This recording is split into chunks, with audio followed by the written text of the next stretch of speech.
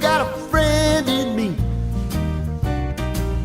When the road looks rough ahead and you're miles and miles from your nice warm bed, you just remember what your old past said. Hallo julle, en dankie dat jy ingeskakel het om vandag saam te luister na hierdie boodskap uit die woord van die Here. Die woord wat die waarheid is, wat lewe gee en lewens verander. Ons teks vandag is Matteus hoofstuk 11 vanaf vers 28 en ons tema is troos in tawwe tye. Terwyl ons so sit of staan of lê, kom ons praat met ons Here. Ek wil graag vir elkeen van julle bid. Heilige en almagtige God, Verlosser, Here, Skepper. Dankie vir die voorreg van 'n nuwe dag, vir die genade van asemhaal. Dankie vir genade en liefde waarin ons toegevou is. Here, ek sien net tot by 'n skerm, maar U sien agter die skerms. U sien en is by elkeen wat saam kyk en luister vandag. Hou hulle vas, Here. Raak elkeen aan. Troos en gee hoop, gee krag, Here. Goeie gesondheid en genesing, bemoediging en kalmte. Ons eer U in Jesus se naam. Amen. Ek lees vir ons hierdie gedeelte uit Matteus hoofstuk 11. Kom na my toe, by vers 28, almal wat uitgeput en oorlaai is, en ek sal julle rus gee. Neem my juk op julle en leer van my, want ek is sagmoedig en nederig van hart, en julle sal rus kry vir julle gemoed.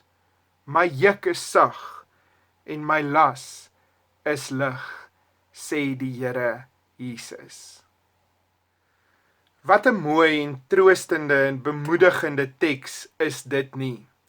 In tye soos hierdie waarin ons onsself tans bevind, tye waar omstandighede en gebeure en realiteite regtig ekstreem is een van die grootste behoeftes van die mens is om getroos te word. Jy kan maar kyk na enige familie met kinders en kleinkinders. 'n Groot deel van die pa of die ma of die ouma of die oupa se dag word daaraan gespandeer om hierdie kindertjies te troos. As mens so klein is in 'n groot en onbekende wêreld, is niks lekkerder as om getroos te word, as om in die arms van jou ma of jou pa of ouma of jou oupa vertroos te word nie. Want dit is die bekende, dit is die veilige, en dit laat 'n ou klein lyfie sommer vinnig ontspan.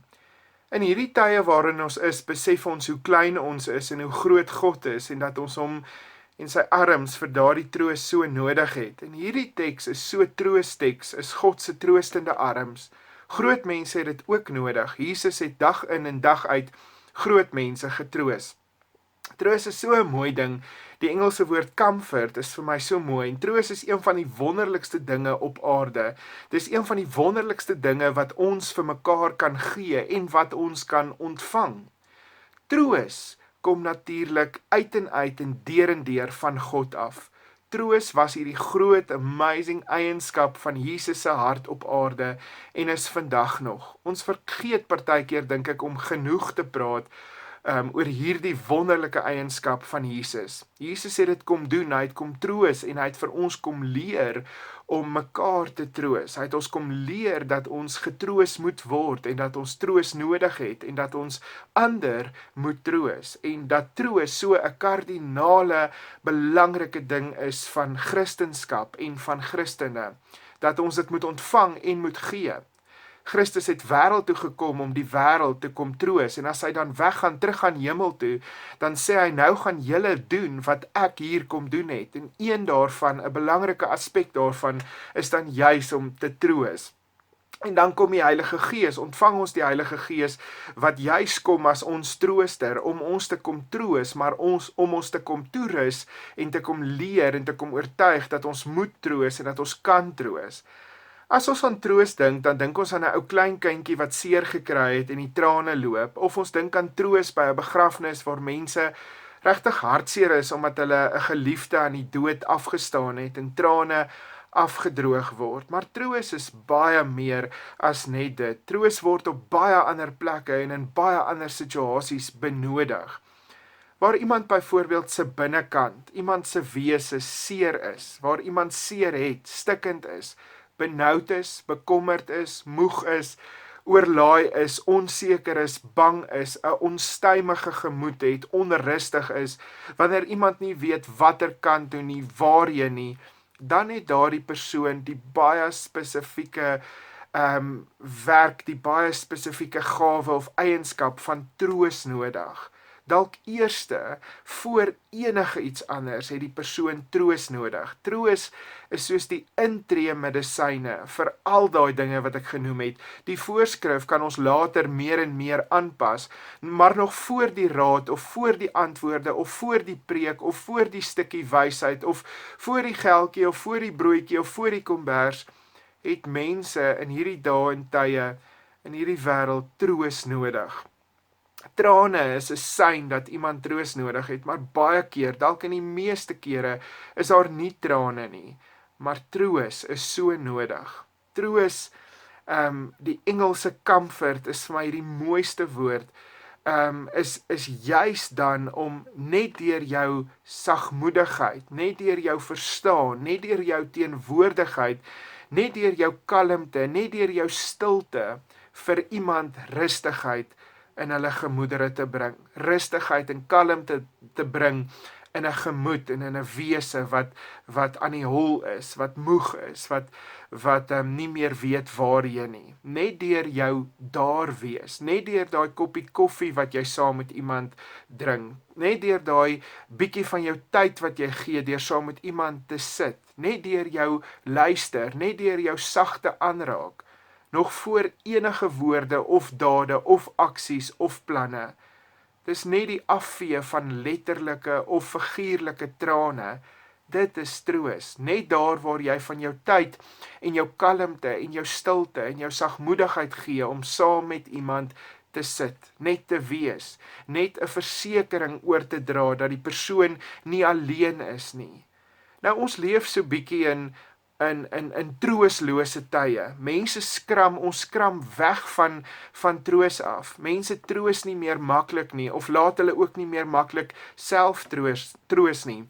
En daar's natuurlik 'n klomp redes daarvoor. Dit laat my so dink aan huweliksberading. Nou, ek het 'n onsaglike passie en liefde vir huweliksberading. En ek is regtig baie daarmee besig. En gewoonlik gebeur dit dat die manne byvoorbeeld met iets soos troos sukkel. Hulle sal vir my sê, Henry, ek kan nie troos nie, ek weet nie hoe om te troos nie, my persoonlikheid kan nie troos nie, of laat dit nie toe nie.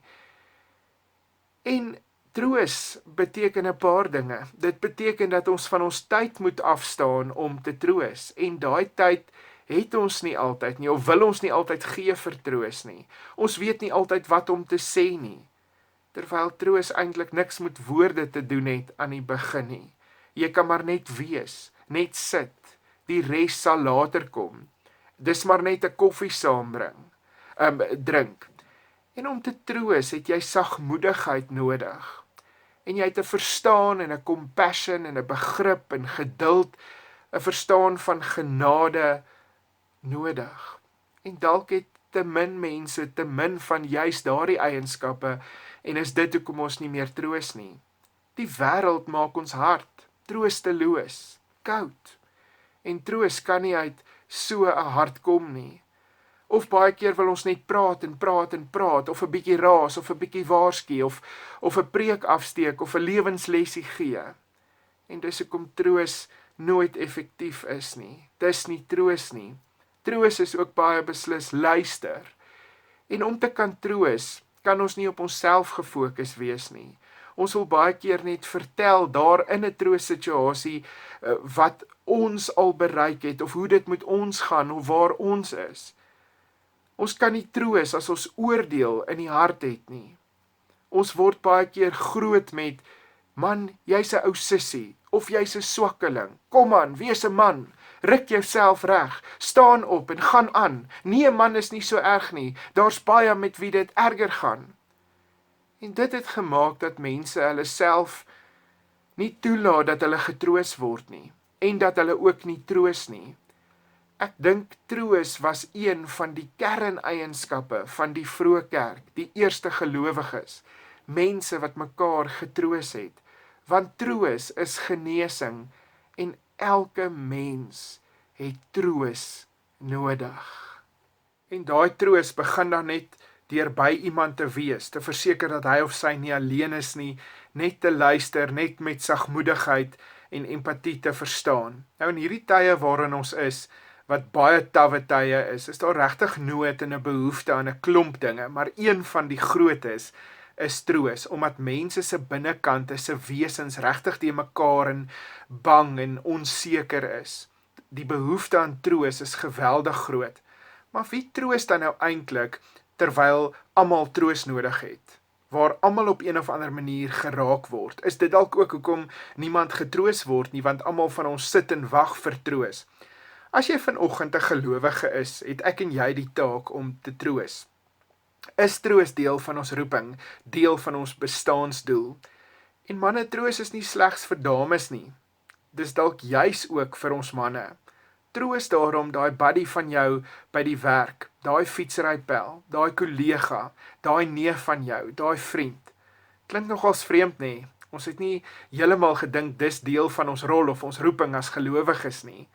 Een van ons grootste take as predikante is om te troos, is trooswerk. Ja, ons verkondig die evangelie en ons deel broodjies uit en komberse en ons doen berading en ons doen begeleiding en besoeke, maar as dit nie vooraf gaan met 'n stuk troos nie, 'n stuk verstaan, 'n stuk sagmoedigheid en empatie en sagtheid nie, dan beteken daai dinge in baie van die gevalle niks of is regtig oneffektief as dit nie saam met troos gaan nie.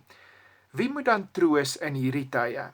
Ek en jy as gelowiges, ons is geroep om te troos. Ons moet mekaar troos en ons moet die wêreld troos, met geen uitsondering nie. As ons nie besef dat ons vir mekaar gegee is en vir die wêreld gegee is om mekaar se laste te dra en mekaar op te tel en mekaar te ondersteun wat by troos begin nie, mis ons die kardinale kern van die Christelike geloof, mis ons die kern van Christen wees. Deur ons troos kan ons mekaar versterk om die vinnigste weer op te staan en opgerig te wees om weer aan te gaan met die doel en die lewensroeping waarmee God ons in die wêreld geplaas het. Die woord troos beteken om te vas, om vas te hou of om te sis. In Amerika is daar 'n amazing program vir terminale siek mense waar vrywilligers kom en dan sit hulle langs die bed of party vrywilligers klim sommer in die bed van die pasiënt in en dan hou hulle die persoon net vas en hulle sis en vertroos die persoon so lank as wat dit dan nodig is. Om iemand te troos verander nie noodwendig sy of haar omstandighede nie, maar dit vergemaklik die pad. Dit maak die pad beter en sagter. Daar's kalmte en veiligheid en sekuriteit en rus en vrede en vreugde in die troos wat ek en jy na mense bring. In Job se lewe was dit presies wat hy nodig gehad het. Hy het meer verloor in een dag as wat die meeste mense in 'n leeftyd of 2 bymekaar kan maak. Al sy vee, sy besittings, die meeste van sy werkers en dienaars en al sy 10 kinders. En asof dit nie genoeg was nie, het Job nog sy gesondheid verloor ook. Dit is so ekstreem as wat dit kan wees. En sy 3 vriende het saam ooreengekom om vir Job te gaan troos. En toe hulle hom sien, het hulle hom nie eens herken nie. Hulle het hardop begin huil en hulle klere geskeur en het vol stof gegooi. En vir 7 dae lank het hulle saam met hom op die grond gesit sonder om 'n woord te sê. Dit is troos. Maar dan begin hulle troos soos wat ons ook dikwels troos. Dan begin hulle te praat. Hulle begin met 'n klomp lessies en beskuldigings. Hulle beskuldig vir Job dat hy onreg gepleeg het, dat hy God vergeet het en dat hy daarom nie mag aandring daarop dat hy onskuldig is nie. Julle ken daai ou troos wat so met 'n steekie kom, so met 'n ou lewenslesie, met 'n ou beskuldigingkie of so mooi gedekmantelde veroordelingkie. Job verduidelik baie mooi hoe 'n mens voel as jou vriende jou so behandel of troos. In Job 6:15 sê hy, hulle het soos 'n droë rivierloop geword met gloeihitte. Jy verwag troos en verfrissing, maar jy word net verder seer gemaak of ontstel of omgekrap. Nie die feit dat mens belangstel in iemand se tye van droogte, al is dit by jou ook droog, is soms al genoeg troos. Om saam met iemand met sagmoedigheid en verstaan te voel, saam met iemand so pad deur te gaan, deur net saam met die persoon te wees, gee oneindige vertroosting. Vriende, gelowiges wat die rol en die roeping het om te troos, word ook nie afgesit deur die treurige toestand van iemand wat die troos nodig het nie. Ek wil vandag vir julle sê, soms is die lewe onsaglik morsig as mense deur ekstreme tye gaan. Job was so geweldig depressief dat hy in Job 3:26 sê, ek het geen rus en geen vrede nie, geen verposing nie, net angs. Hy wou met alle geweld net doodgaan. Maar dit is hoe mense voel, sien ek elke dag as hulle geweldige verliese ly, as hulle deur soveel onseker en angs en bang en benoudheid gaan. Dikwels vermy ons as gelowiges, as mense dan juis ook daardie persone, want hulle voorkoms of dit wat deur hulle gaan, skrik ons af. Prys die Here dat die woord sê dat God nie mense wat swaar kry verag nie. Inteendeel, hy trek hulle so naby aan homself as wat hy kan. En Jesus het dit vir ons kom wys, maar hy het dit nie net vir ons kom wys of met ons kom doen nie, hy het ons kom leer om dit te doen en dan word ons toegerus met die Heilige Gees om dit dan ook juis te kan doen, te kan troos soos wat Jesus troos. Dis hoe kom Jesus die uitnodiging in Matteus 11 rig om te sê, kom na my toe, almal wat moeg en oorlaai is, en ek sal vir julle rus gee. Ek sal julle troos. As ons sy liggaam is, moet dit ons woorde aan mense wees. Want ek weet, sê Jesus, wat die tafheid van hierdie tye en hierdie virus en hierdie wêreld aan julle doen, hierdie ekonomie aan julle doen. En ek weet hoe nodig julle my troos het. Ek weet dat my troos julle weer kan verkoop en kan oprig, sodat julle ook weer ander kan troos en oprig en kan bemoedig, sodat ons kan aangaan met ons roeping waartoe God ons in hierdie wêreld geplaas het. Vriende wat ander vriende troos, gelowiges wat ander troos, gebruik nie veel woorde nie, want ons weet ons het nie die woorde nie, ons het nie die kennis of die wysheid nie. Hoe het Jesus sy vriende getroos? Toe Lazarus dood is en Jesus uiteindelik by die graf opdaag, kom sy twee susters een na die ander uit en sê vir hom, Here, as u hier was, dan sou Lazarus nie gesterf het nie. En dan antwoord Jesus Martha met 'n kort sinnetjie, hy sê, ek is die opstanding en die lewe. En dan kom Maria uit en sy sê vir hom dieselfde. En dan antwoord Jesus niks. Maar die Bybel sê, hy het gehuil. En hieruit, uit hierdie huil van Jesus, kan ons so baie leer. Jesus het nie baie woorde gebruik of 'n preek afgesteek of 'n lewensles nie. Hy het net 'n bietjie woorde gebruik, maar daai woorde was die waarheid. Job sê in 16:3, kom daar geen einde aan julle sinlose gepraat nie, sê hy vir sy vriende. Dit maak hom net moer en net meer nog onseker en laat hom net meer skuldig voel. Dikwels wanneer mense swaar kry, weet ek en jy nie wat om te sê nie. En dan gebeur dit dat ons te veel sê of nie die regte dinge sê nie. En dit maak mense net meer verward en dit maak meer seer as wat dit help. Jesus het met 'n stukkie waarheid en met trane getroos. En dit is die mees effektiefste manier van vertroosting. As mense groot verliese gely het, deur moeilike tye, onsekere tye gaan, moet ek en jy nie te veel sê nie. Ons hoef nie. Jesus het ons kom leer, huil saam. Maar as ons moet praat, laat dit waarheid wees. Een sin van waarheid het baie meer betekenis as 1000 leë menslike woorde. Daarom is dit so nodig dat ons die woord sal ken, sodat ons hierdie taak van troos sal kan doen met God gegewe vertroosting, met 'n kort waarheid uit die woord van vertroosting. Wanneer iemand swaar kry, deur moeilike tye gaan, het hulle nie lesings of veroordeling of wat ook al nodig nie. Ons moet saam met hulle na hulle luister, saam met hulle huil, saam met hulle net wees, het Jesus ons kom leer. In plaas van veroordeling moet ons eerder vertroosting gee. Spreuke 11 vers 25 sê, wie die dors van ander les, sal self genoeg kry as hy dors is. As jou vriende of jou kollegas of jou familie deur moeilike tye gaan, Moet tog ook nie dink, ag, dankie tog, dit is nie ek nie. Ek het nie soveel moeilikheid nie. Verfris hulle eerder met troos en maak seker dat wanneer jy dit ook nodig het, dat jy dit ook sal ontvang. Laat jou dan troos, eerstens deur ons Here Jesus, deur die Gees. Die Gees is konstant in my en jou besig met daardie trooswerk. Fokus daarop. Alles wat troos moontlik kan wees en is die Gees besig om in my en jou te doen. Laat jouself troos.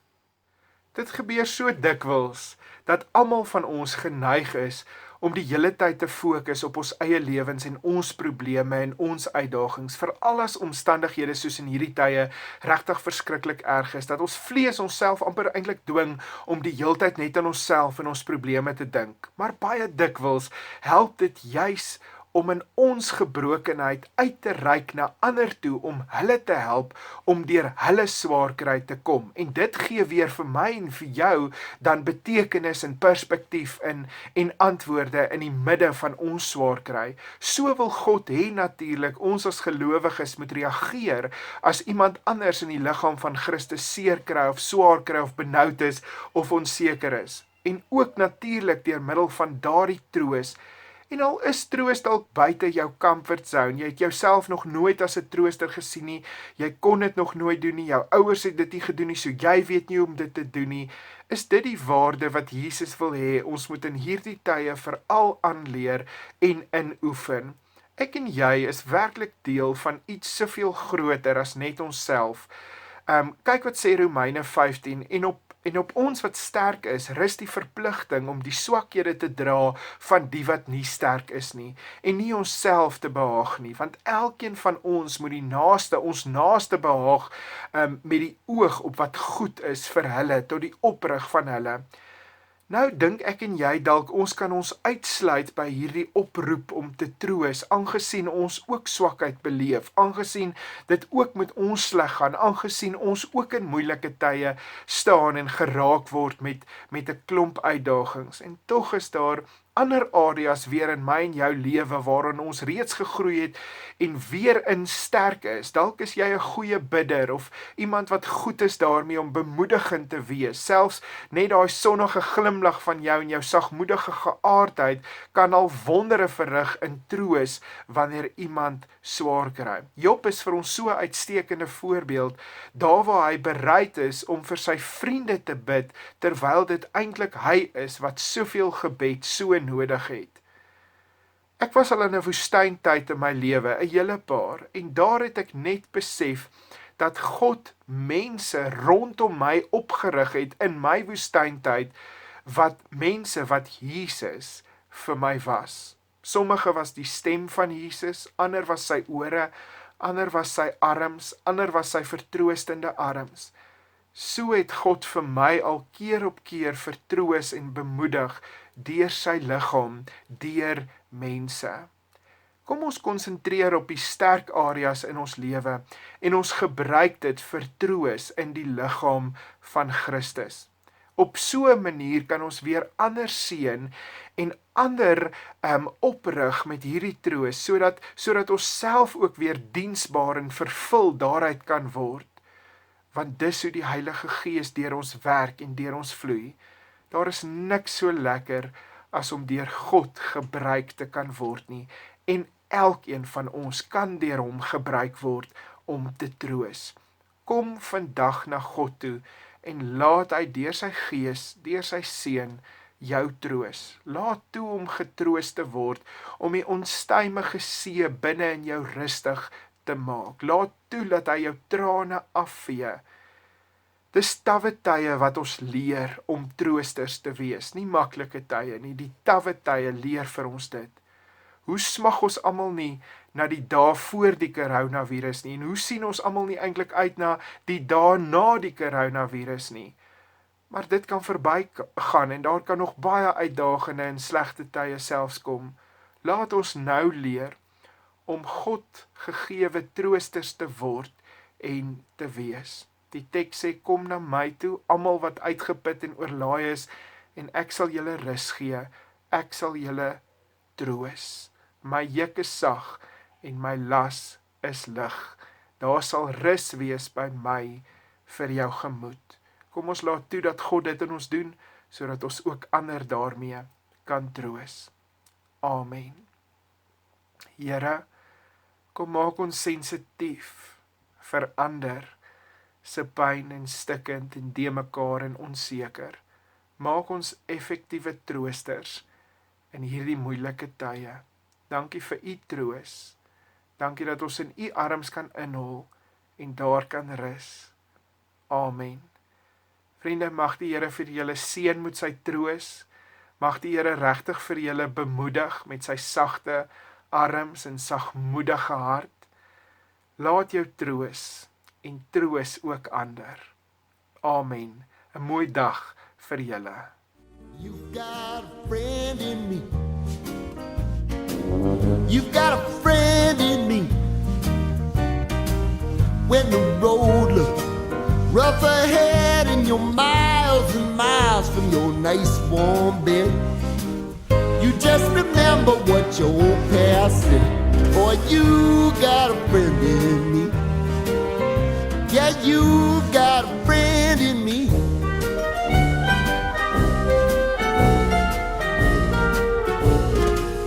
You got a friend in me. You got a friend in me. You got trouble, and I got them too.